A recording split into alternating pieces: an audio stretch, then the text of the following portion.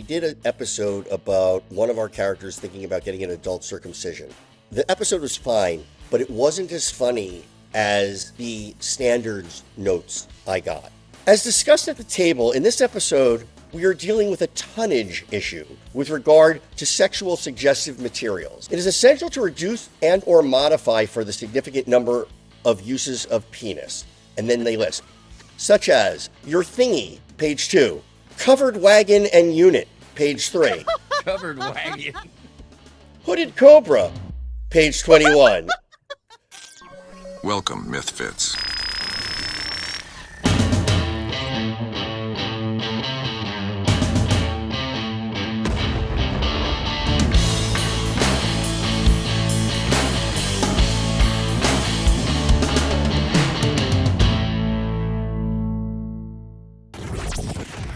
Welcome back to another episode of MythFits. I am your host, Tory Belleci. And I'm Kari Byron.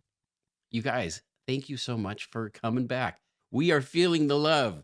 Oh my God, are we feeling the love? I mean, we just launched and we're already like, we're going up the charts quickly. We're climbing, we're charting. In the podcast industry, these are things that we're finding out. We're charting. That's we're a thing. charting. We're That charting. sounds like We're something climbing dirty, the doesn't it? charts. What's that? It sounds like something dirty. I don't know. It's like sharding, Yes, that's what I was thinking.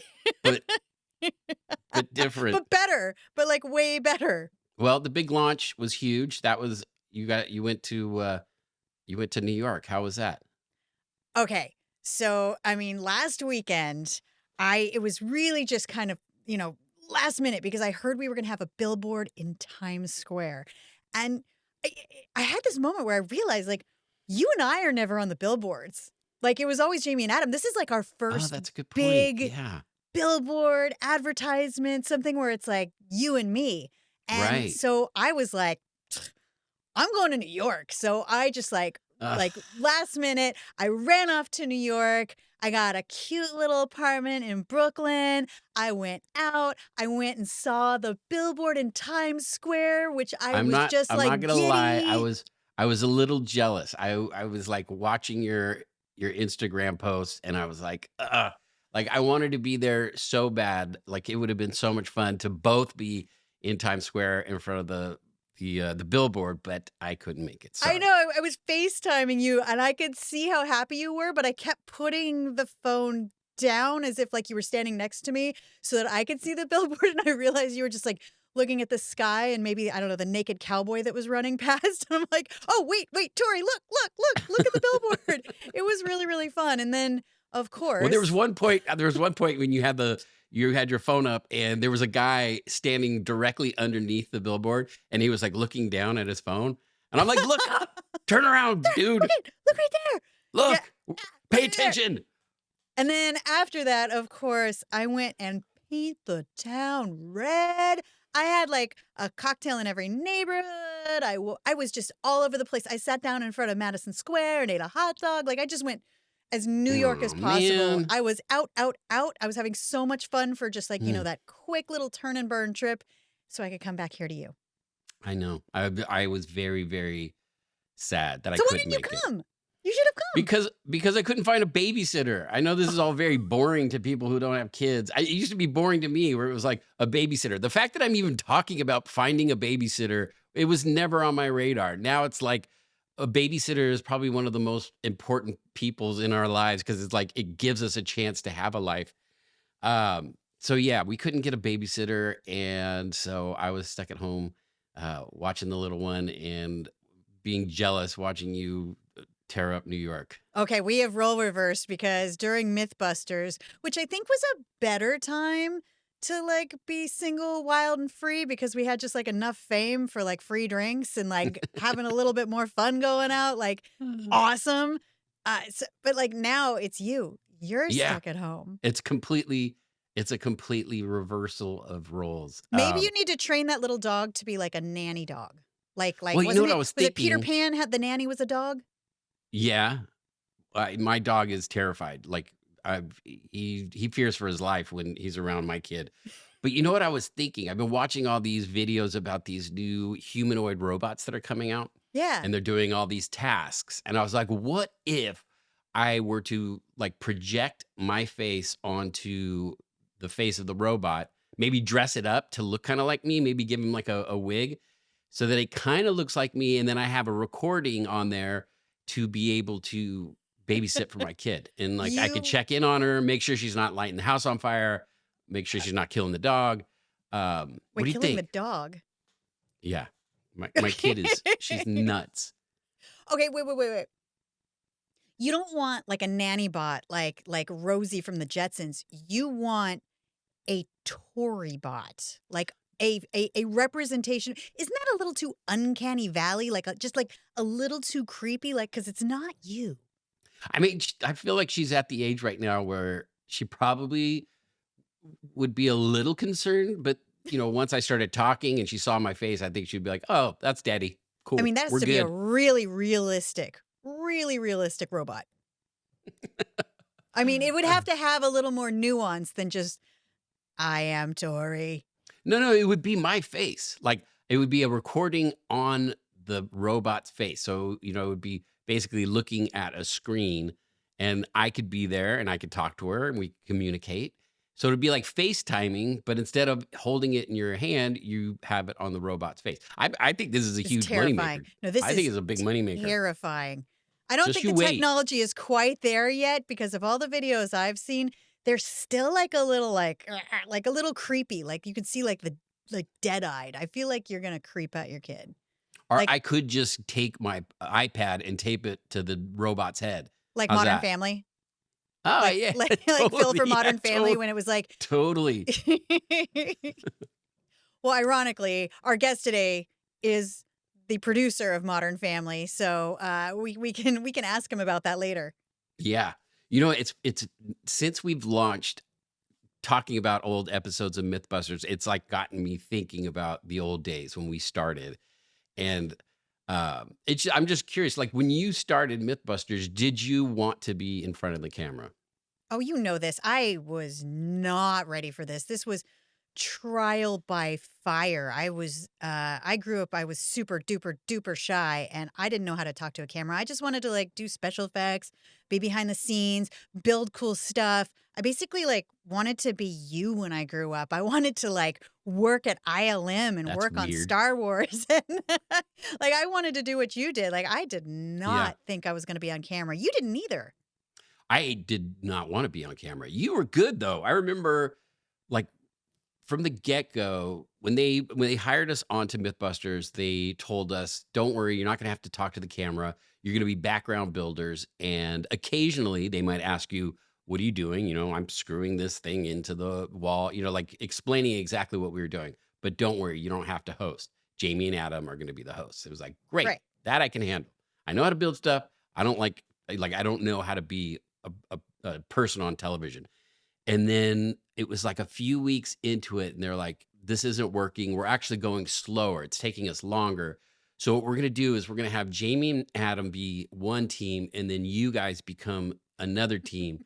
And you guys, isn't this great? You guys are going to be on television. You're going to be our new hosts." You're like, And no. oh, dude, it was like the worst. Like it's seriously, nothing could have been worse because it was just like, I did not sign up for this. I don't want to be on camera.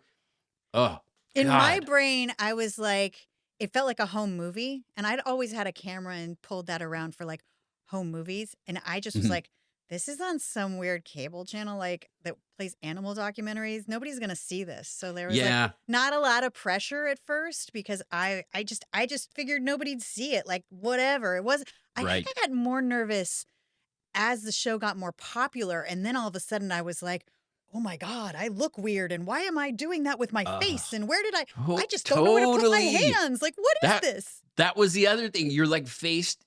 You have to like face the reality of who you are, and it was like, oh, that's what I sound like. Oh, that's what that's what I look like when I'm just standing there. Like my posture's so bad. God, I remember watching the first few episodes, and they were doing this thing where, like, if we would get in an argument with, or not an argument, but I remember there was one time where I got into an argument with Adam. He was like yelling at me for not going fast enough, and I yelled back.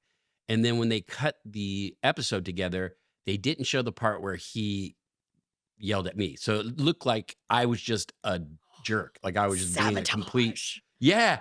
I And I remember called, this. You were so pissed when the oh, episode came I out. was You're like, like, I look like a dick. yes. I'm like, I'm going to quit. I can't do this. Like, and then I remember calling my dad. I go, Dad, they're making me look like a jerk.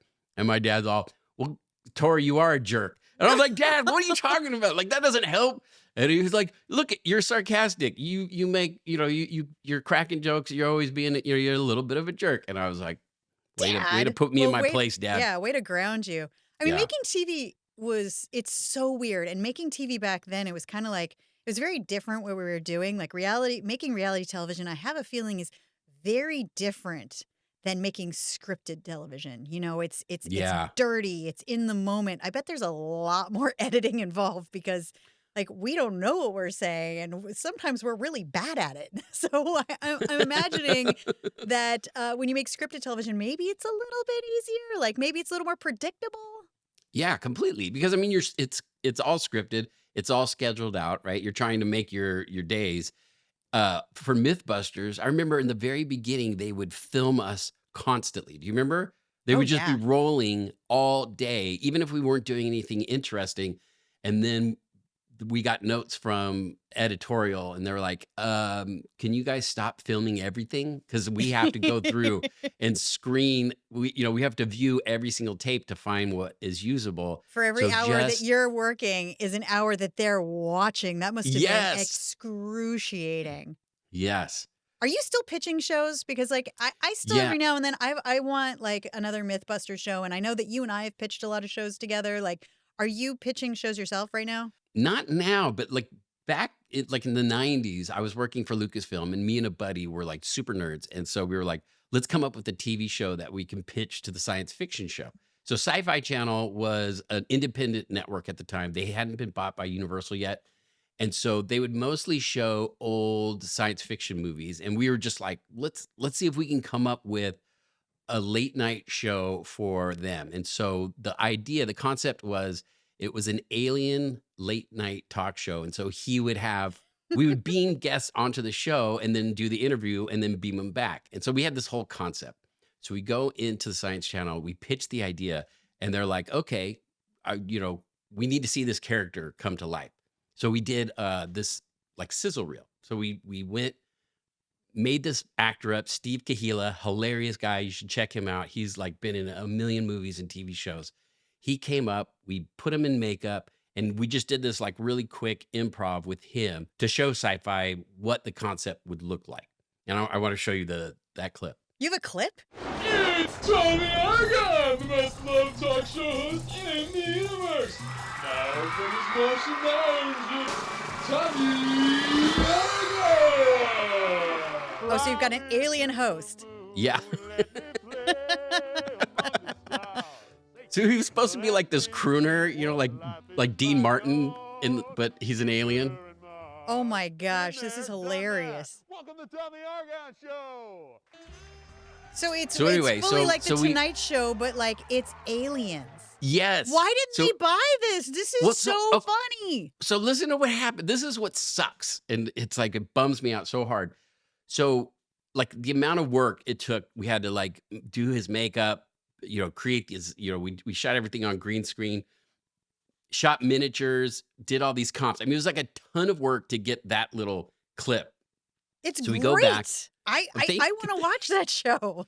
You would have, I mean, like now that would have been such a perfect, like, you imagine all the guests that you could get on there and just play along with this alien character, right? So we go back to Sci-Fi Channel. We show them this reel. They're like, oh my God, this is great. This is great. And we're like, yeah, for our first episode, we want to get William Shatner. And the producer's like, okay, how much is it going to cost? And when we heard that, this is what all the, showrunners would tell us, the people who produce, they're like, if the network asks you how much it's going to cost, it's a good sign that they're thinking about buying the show. So they're asking us all this. And we're like, oh, we could do it for cheap, this and that. And we're all getting excited. And we're all, William Shatner will be our first guest. And they all looked and they're like, yeah, William Shatner, he'll do anything these days. And they kind of looked at each other. And I swear to God, you felt the air leave the room. And they kind of were like, huh. So we leave. we get a call from them. They're like, we're passing on the show. But then a few months later, they put a late night talk show with William Shatner hosting. They took our idea. Okay, that happened to us so many times. We'd pitch a show and then we'd see it on the network later. Remember, we wanted to do a MythBusters style prank show and we pitched it to Discovery and they're like, no, we won't want to do that. And then they did one like right afterwards using like the same tagline, but it was with Johnny Galecki. Yes. They were like, they're like, we're not in the prank world. We don't do prank shows. And we're like, like it's such a cool, this would be such a cool show. And they're like, yeah, we're not in the prank world. And then, months later, they come out with a prank show. I found out it was because you and I had pitched it to Sci-Fi and Sci-Fi was interested. And all of a sudden Discovery heard that they were interested and we're like, oh no, we've got to make it. And so they wanted to put one out before we did. And then we ended up not making the show anyway. So that's such a bummer. I know that sucks. But anyway, so now with all this AI, I was like, oh, interesting. I was like, I wonder if I could like recreate this show just like on YouTube, just for my own like entertainment. Yeah. So, just to have fun. So I started playing around with AI. Shut up. And this is what I created. Welcome to the Tommy Argon Show. I'm your host, Tommy Argon. We have a very special guest tonight. It's none other than Kari Byron from the hit TV show MythBusters. Dude, how crazy is that? You can make anything now. Oh my God. Making TV, I think, is going to get a lot easier, especially animated. That was great. That was so cool. I feel like AI is just completely transforming the industry right now in television and film. God, I wonder how they're using AI in the writing room right now. I mean, I really want to ask our next guest actually so many questions. I want to know what it was like working with their networks. I want to know how different script it is. Do they ever have anything that goes wildly wrong? Like, I'm super excited to talk to our next guest, which, by the way, is multi-award winning writer, producer, comedian, most known for Modern Family, Danny Zuker. I love this guy. He's full of but I love him.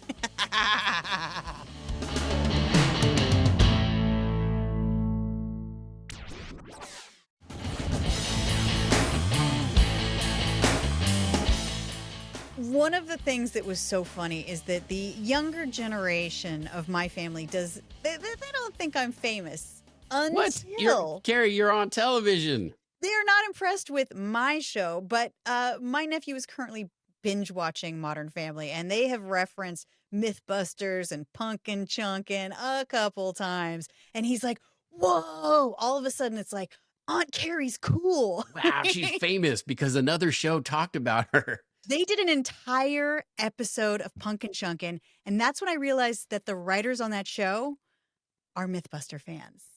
And I'm sure you know what guest I'm about to bring on. I sure do, and I love this guy. All right, so we get to talk to today multi-Emmy award-winning writer, producer, and comedian Danny Zuker of Modern Family. I mean, he's had a million hits, but Modern Family is the biggie that we all know of, at least my nephew knows of, and impresses him. Oh, my God. Danny, what is going on? This must be so exciting for you guys. It's like I'll never know that, but that feeling. But wow, so good. I'm doing great. We're hoping that you on the show will give us a rating bump. That's what we. Oh, that famous Zuker bump. We need that Zuker bump. We need that magic. So you guys referenced MythBusters so many times on Modern Family, and I wanted you to take us to the writing room. Like, did you guys watch the show? There were a handful of us. I certainly was obviously one of the leads in that. But, writers, comedy writers, and this is going to shock you, but some of us are nerds. I know.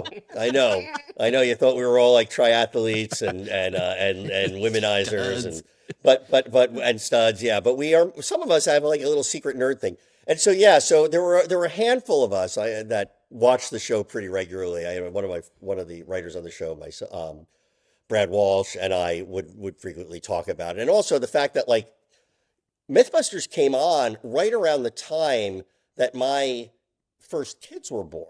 You know, my all my kids were born right around that time. So I remember one of my daughter's friends, like this is in elementary school, like when she'd come over was like her favorite show was MythBusters, and we'd watch it. I always thought, oh, that's such a clever show for a little kid to watch, and watching it there. So yeah, so it was a combination of you had, you know, you blew stuff up. You had all these references. It was nerdy, and sciencey, and there's a handful of us who really love science and are sort of frustrated scientists. I think, you know, like that the culmination of that was like probably a show like Big Bang Theory, you know, where it's like, oh, all these guys are going to throw all of their, you know, all the little pop science we all read and watch, and so yeah, so the show was just great fun, and I think like, I don't know, there's just something about blowing stuff up and throwing things far and crashing things, and drowning things, and burn. You know, that it's just that kind of destruction is just, it's super fun to watch in a safe environment. I don't know if you guys can tell, but the three of us have been friends for quite a while. I actually remember I found Danny because I was following you on Twitter back in the days when the check marks were just celebrities. And so you could direct message somebody who had a check mark and they'd message you back because it was like kind of exclusive at the time. Yeah. And it was sort of like a drunk dial. I was drinking some wine. I'm like, I wonder if the Modern Family guy knows who I am. I'm like, hey, what's up? And then just on a lark, I told you to meet me at Comic-Con if you were in town. Yeah. And you did. You showed up. And I was like, I got a tequila waiting for you. Well, imagine this. So I'm the nerd I described at the very beginning of this podcast who watches MythBusters. Okay. Just like all you other fans out there who watched MythBusters at that time. And then Kari Byron slips into your DMs and says, I'm blushing. And says, do you want to drive 2.5 hours and meet us all, and we're gonna have and I knew people were having the party, but it's like, if you say no to that, what the is wrong with you? So I just figured you'd already be at Comic-Con. No, I lived I lived the dream, and I got to hang out with Tory and oh my God, that was the first time I met you. I have so many questions for you. Okay, so in case anybody, you know, has not seen Modern Family, which is crazy because if you're watching this, you probably are, you know, a big fan. Modern Family was about basically a beautiful family story with a lot of great, like just really developed characters. And you developed one of the characters on the show, which is the dad, Phil. And I feel like Phil was the MythBuster fan because there was all sorts of stuff that he was constantly doing, like inventions gone all rogue. The gadgets, totally. Or Tory was talking earlier about like he wanted a robot babysitter, and I instantly thought of an episode where Phil is Skyping in on a rolling robot so he can be part of the family. Like it feels like you wrote that character to be one of us. I got to credit. I mean, so I didn't create the show. The show was created by Steve Levitan and Christopher Lloyd, not the guy from Back to the Future, the writer Christopher Lloyd. But he and I have to say that's real. That was always. I'm an early adopter of technology, and Steve Levitan especially was. Like there was never like an iPhone that came out that he didn't have. He was like the first to get that, and so that character was very much infused by Steve, and to me to a lesser extent. I mean, we remember. I'm not saying it was one of our better. It wasn't one of our better episodes in the first season, but it was before the iPad came out. You know, we knew the iPad was coming out. And we thought, well, of course, Phil's going to be that guy who's going to be in line for these things because that was consistent with it. And the most amazing thing was before it was released, we had these people come down from Cupertino with an iPad. No one had ever seen an iPad. And because ours was going to air right around the launch of it. And so we got to, and it was like, you couldn't leave, you couldn't take pictures. But they brought this like iPad out. It was like, whoa. It was like, it really did feel like we were getting a little glimpse into the future. And for those of us who were super nerds on that stuff, it was really special. So yeah, whatever the gadgets were, we always found that sort of funny, especially gadgets that did not necessarily make your life easier. And, you know, we had Phil, I forgot who came up with this, but we had Phil was always like sort of a frustrated inventor. And he had this one device called a real head scratcher. And it was like basically, oh my God, totally. it was like a colander which scratched your head with these moving things, and you got your hair caught in it, and Yeah. so it's that goes back to the Nutty Professor. I mean, that's a trusted, but it seemed organic, and I have to say, Ty Burrell is one of the most gifted natural physical and comedians, regular comedians I've ever worked with, and comic actors. And It's funny that you mentioned that episode because there was a when we were doing MythBusters, you know how like when for us in reality, it's like when the cameras roll, you just start doing stupid stuff that you wouldn't normally do, right? We're not For sure. we're not rehearsed actors. We don't have lines. And so I remember Scotty, she was drilling something. She took the drill and stuck it into her bandana and drilled it, like thinking it would be funny, but it actually got caught up and ripped a chunk of hair out of her head. We were all dead laughing because she was just like trying to do a funny bit and like, oh, look, I'm drilling my head. And then it actually injured her. The ends of these stories are usually Hollywood stories, and then they died. And then So- she actually lobotomized herself. Yeah. She's never been the same. Did you ever have anything go wildly wrong on set when you guys were filming? Like any major accidents? Because we were always getting hurt doing dumb stuff. The safety protocols on our show were such that it was hard to hurt yourself on those things. I'm sure the actors have had like those moments where like, in the fleet of, I mean, I know we've had like a dish break and one time we did a scene where it wasn't about technology, but we met Jay's brother, Ed O'Neill's brother, who was played by Jonathan Banks from Better Call Saul and Breaking Bad, and there was a scene at the end where those two had to wrestle, and both of those guys are alphas. The actors are alphas, and when they got together, there were actors of a certain age who it started to become serious, like not like that they were hurting each other, not that they wanted to, but it's like I'm not going to give up being alpha here. Right. And they, what I thought even in the editing room was a breakaway lamp, was not. It was like, and somebody was like, I think both of them were a little bit, although no one would admit it, were both worse for wear after that scene. You did an entire episode one time on Pumpkin Chunkin, which for me, that cracked me up so hard because things kept going wrong with the pumpkin. And like Tori and I hosted Pumpkin Chunkin so many times. I know. And we had so many weird close calls on set and things that went wrong.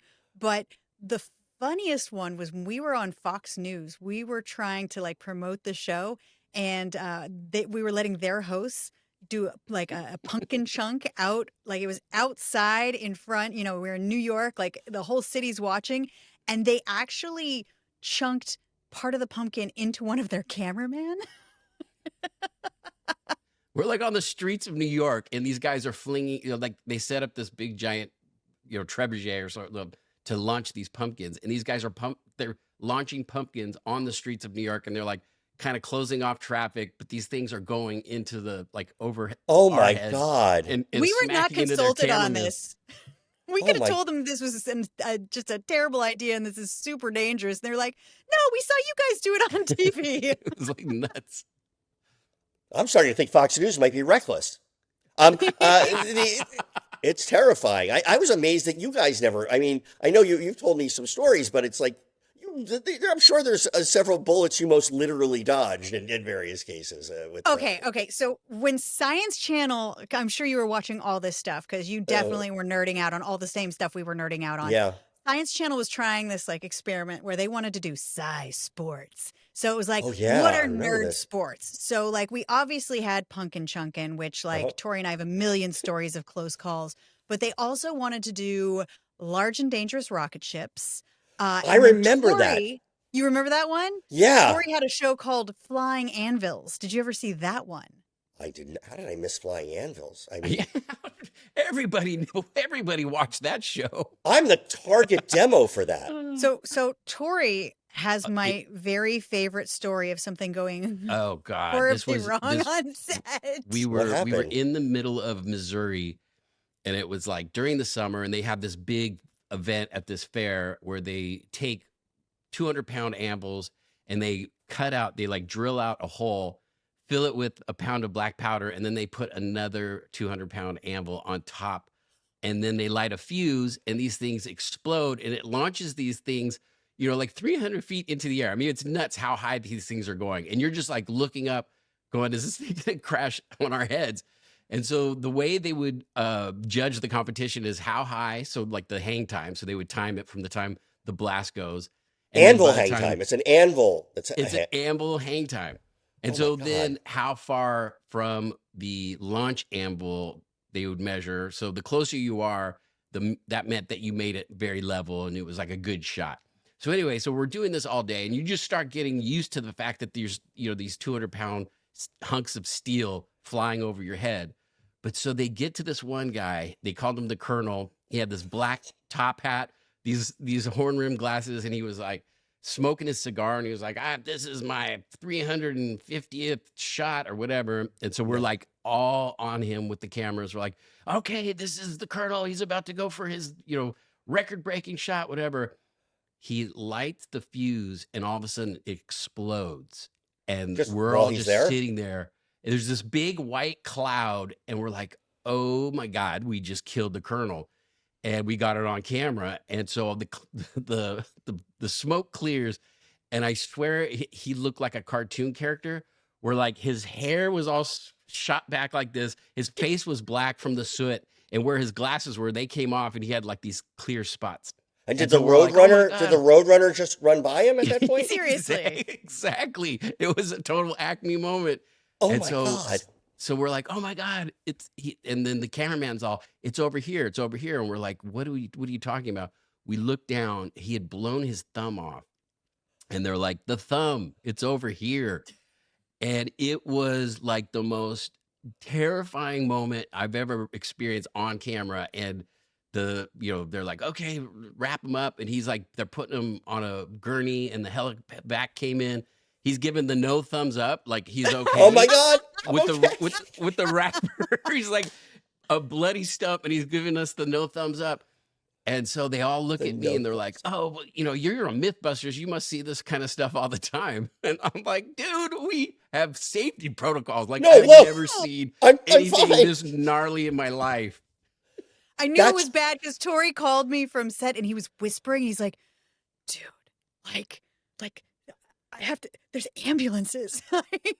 Dude, it was so gnarly. Did they save the thumb? Do you know? Well, so what happened is, because we were like, can they reattach the thumb? And the high-speed operator got a shot of the thumb flying across like the shot, across the Uh-huh. frame, Yeah. and it had this long string attached, which was his tendon. So it had ripped the tendon out from his forearm. So there was no way, even if they reattached it, it would have just been like a limp thumb. So it would have Oh, been more man. like a thumbs down. Yeah. Like a- Yeah. Mm. I saw It limp. was- I saw limp thumb at Coachella. They were.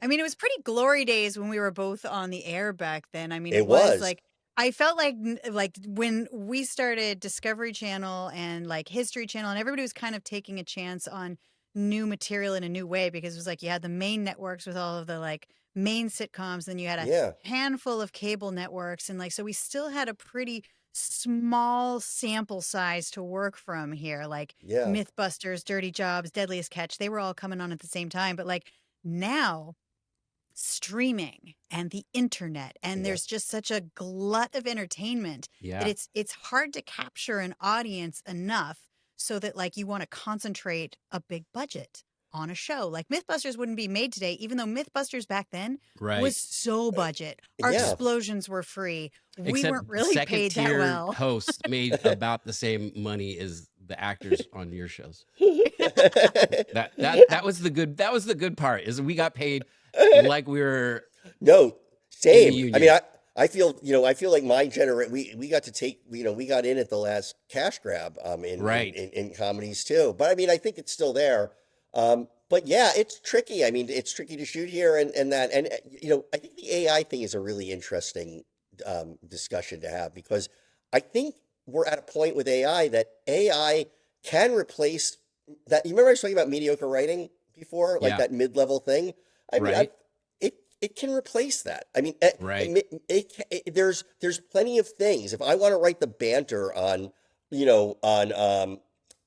American Idol, or if I want to write even like a TGIF, like, a kid show commercial or something spot, like that, just for any of those kinds of things, it can do that now. So, Right. it's Scary. and it will only get better. I think it has a harder time. It has a harder time. Its ability to create a hit, an actual hit, because that's sort of an original thinking idea, and it's still like a generative. It's still like is accumulating from stuff that's already been out there. Well, It's was only that as good like as what it's been fed. Exactly. That is That you true. said it And better than I. I can't find anywhere where AI comes up with a good joke because there's so much humanity in comedy. And I have to say that the writing on Modern Family makes it such a classic because it's Oh, like thanks. funny. It's Yep.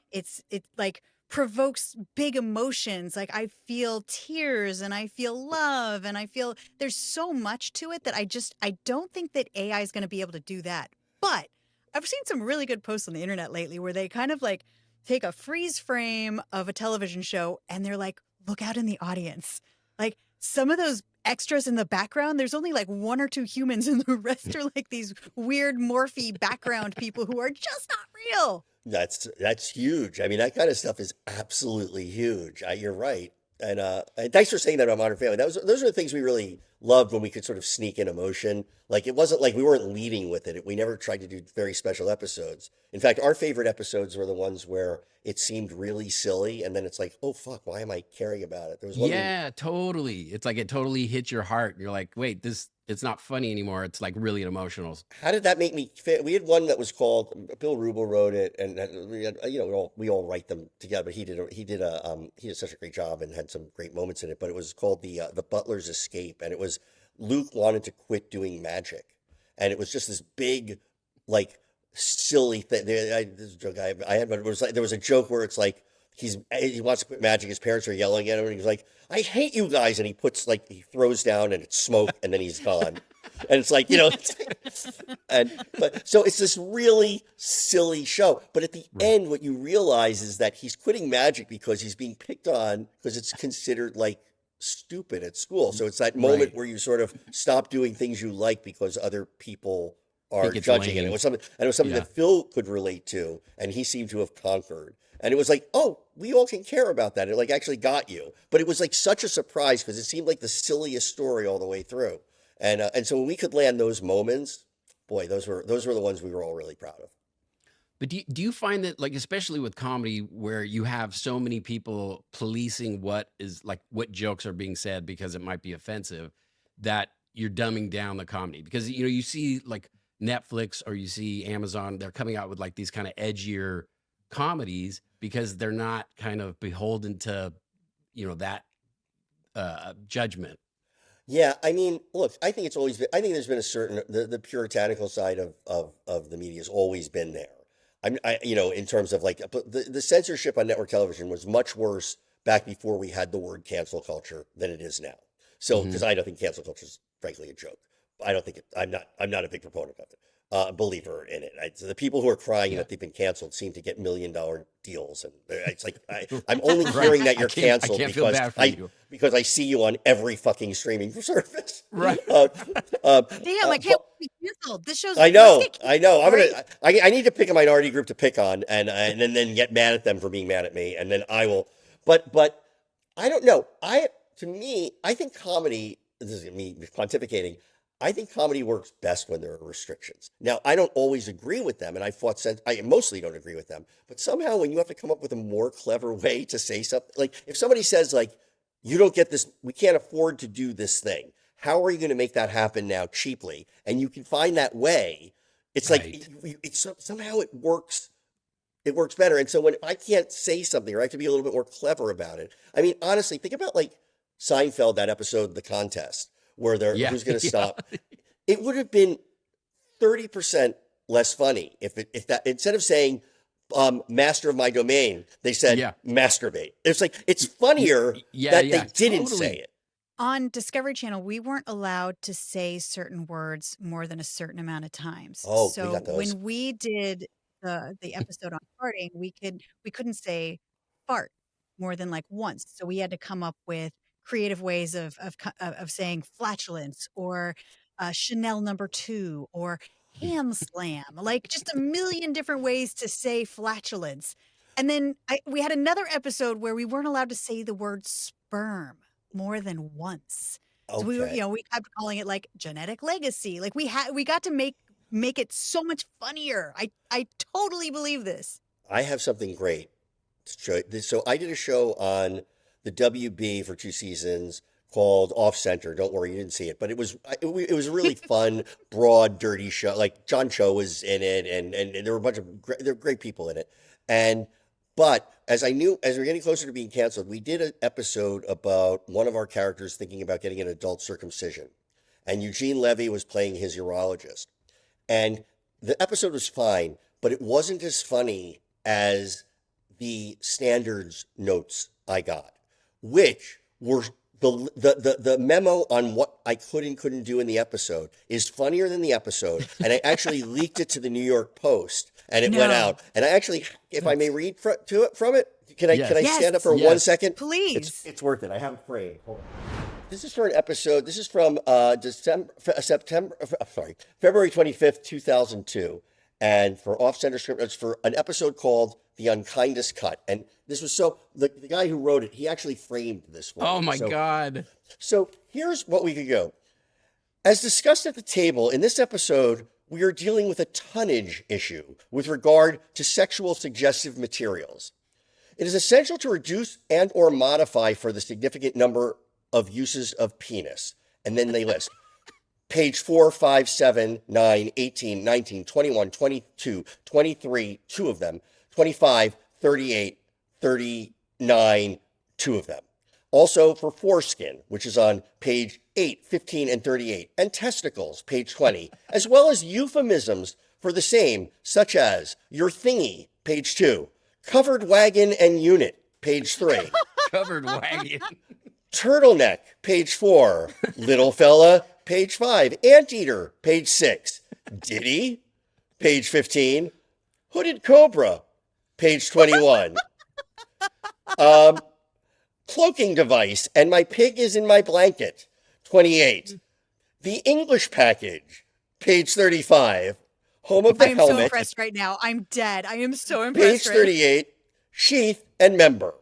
And then, but that's just the first 2 paragraphs of it. So I'm a great fan of these. I haven't shown that to many people since then, but That is hilarious. That is awesome. I Yeah, used to yeah. love getting the network notes about us. They'd be like, that shirt doesn't look like a shirt that Tory would wear.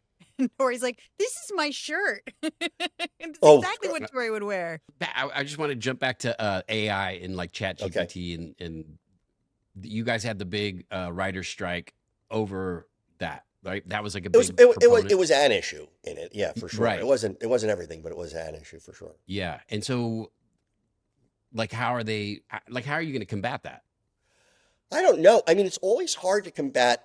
It's always hard to put technology like it's the toothpaste is out of the tube, and so Right.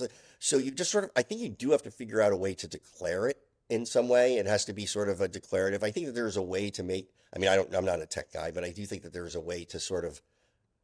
I know we don't know. I know these are black box systems, so you can't really figure out what's in there. But I do think that there are ways that they can watermark certain things, or you can know, or you can just acknowledge that these things have been done in this way. I think that it's a legal issue ultimately and a copyright issue more than and so you just have to figure out the laws that will regulate it. And it's hard right now because we're living in an era of sort of a lot of deregulation. So I think this is probably low on people's priority list. And so, but eventually, it'll happen when it starts to lose money, when it starts to not make money for people. That's usually what kind of happens. So For like somebody who has an idea or a show idea or script pitching in the room, what's your advice? I mean, if you've never, Seems very pointed for Tory specifically. no, He's I mean, like, if somebody was writing a script. If somebody had a script about a mid-level host, washed up TV host, the best version of that is like, if you don't have like a writing resume, it's going to be really hard to have your ideas heard. So if you have an idea for a script, write the script independent of anything else. Like if you have an idea to write something, write something. Like the idea of pitching something before, because ideas are cheap. Now, which is not to say like you may have written like, so somebody might have written a great piece in the New Yorker or in the Atlantic, and it's like, well, that could be a show, what that was. Right. And so then you have a little piece of IP that you're developing in that way, or you have your own personal story and you're looking to have a writer come out, or you want to tell it. But again, you want it to be, it's not like you can come in with nothing and say, I have this great idea. It takes place at a dental office where I used to work. And, everybody was so wacky. And it's like, okay, well, it's great. I mean, because, there are two shows like about, I don't know, this is not a slam on either, but there's like two shows about a family living in Queens. And, there's like All in the Family and there's King of Queens, and they're vastly different shows. And like, it's about execution. So execute. And like everybody, including me, we're all looking for excuses not to write. Like, here's the idea I'm thinking about. Are you interested? Just write. Because every time you write, you become a better writer. Like, it's one of those weird skills where, like, the first, I'm not saying everything you write will be better than the last thing you wrote, but I will say that, like, you will be a better writer as you write these things. You'll be not hung up on the same things you were hung up in the beginning. And so, like, I feel, that's where I feel right now. Danny, we've kept you for long enough. It's my pleasure. That's it went my by way of fast. saying I'm just sick of you. Me too. It's time to go. Oh, dude, it's so good to see you. Thank you This so I didn't much. miss. I miss you. I miss your bullshit. I miss everything about you. I miss you guys too. And I mean, whether this is on the pod or not, I would love for us all to see each other soon. Well, thank you for being part of our nerdiverse. I love it. I love talking to you all the time about the strange things that we're obsessed with on the internet. All of the, and let's continue to have that conversation. Yeah, maybe one time next, if I ever come back, I'll tell that story I told you about my wife's C-section. Okay. Ooh, why do you wait? Why do you wait for that until the end of the podcast? It's not for this one. Okay. I'll talk to you guys later.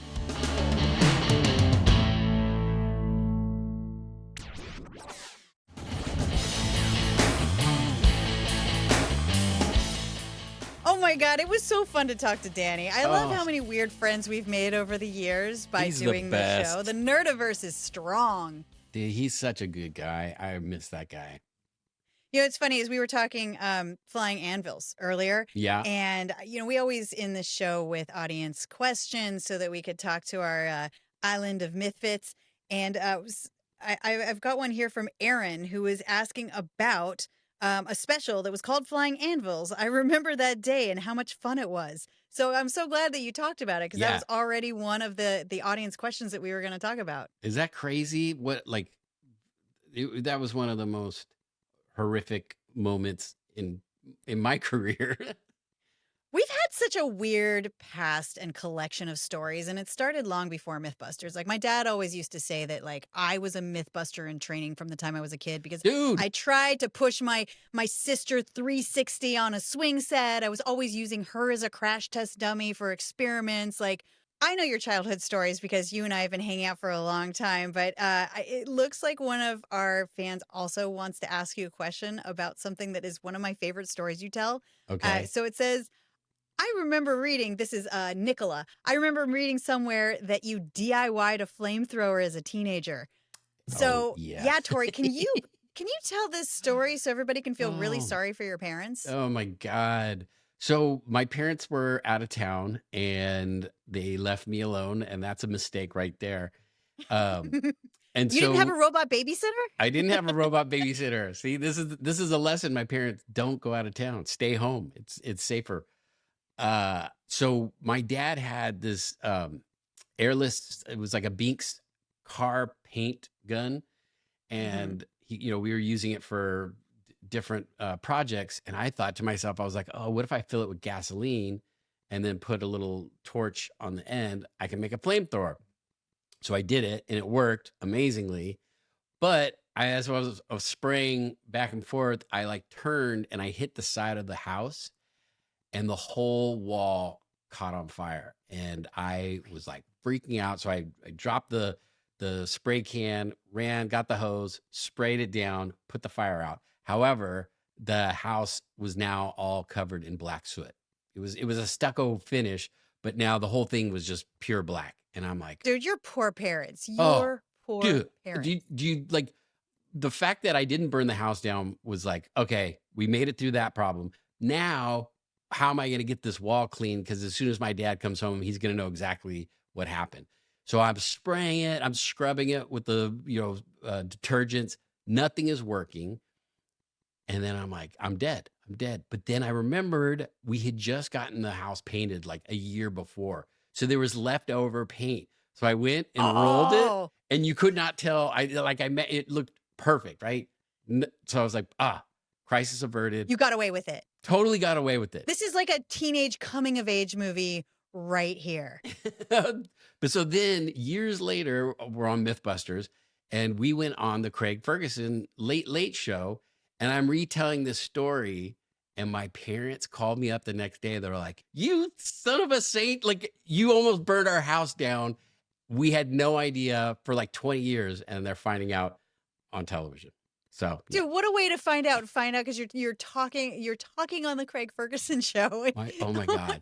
My parents were so livid. They're like, what? I mean, by this point they were like, this is funny, but God, that could have been awful. Oh my God, that's amazing. That's amazing. I seem to remember that the cops came to your house a couple times while you were a teenager. Oh, that's another. You were trouble, dude. That's another. I got stories for days trouble. When it comes to getting in trouble with the police. I don't think I ever got into that much trouble. I was a playful Mythbuster in training. Like I was always building strange stuff. My dad had a awesome workshop, and I love that smell of wood and making stuff. But like you were a troublemaker. You would have been so fun to hang out. Do you think we would have hung out in high school? Probably not. I'm just cool kidding. Yeah, we would have been besties. We would have been best of friends. Do you ever build weird, destructive things now? Like No. if you could go mess around in the garage and just like play around, would you make a bigger, better flamethrower? And how would you do it? You know what? I was going to say no, but yes. I have this. I want to build a rocket car. Remember when we did all those rockets for the Rocket Surfer the Rocket Surfer. And we strapped all these model rockets to the back of a surfboard and lit it all on fire and tried to surf across a lake, right? That was the myth that this guy was from California and moved to the Midwest and wanted to surf. So he created this rocket powered surfboard to get across the lake. So we did it. It was awesome. And I was like, man, I want to build a little like soapbox go-kart and do the same thing. And just you pick rockets rather than like some sort of like jet engine that would just like, like a jet engine. It's like I would have to go get it and then have the gas, and it would be a bigger production. This would just be build a bank of rockets, and then maybe go do the Red Bull when they the Red Bull challenge where they go off where they go off the end of the wharf. So like I could do that with these rockets. We should enter that together. Like, do you think do they allow things like rockets? Like, I don't know, but like I wouldn't tell them. I would just do it. Like I would just start rolling, and then they're like, oh, and then I would just hit the button and then just be like, so like, and everyone would be like, what? You're disqualified. And I'll go, I don't care. That was awesome. I have to say, I love the audience questions at the end of our podcast. It's really, really fun so please keep sending in your questions, DM us. Make sure you follow, subscribe, and of course, come back next week. Yes. MythFits out.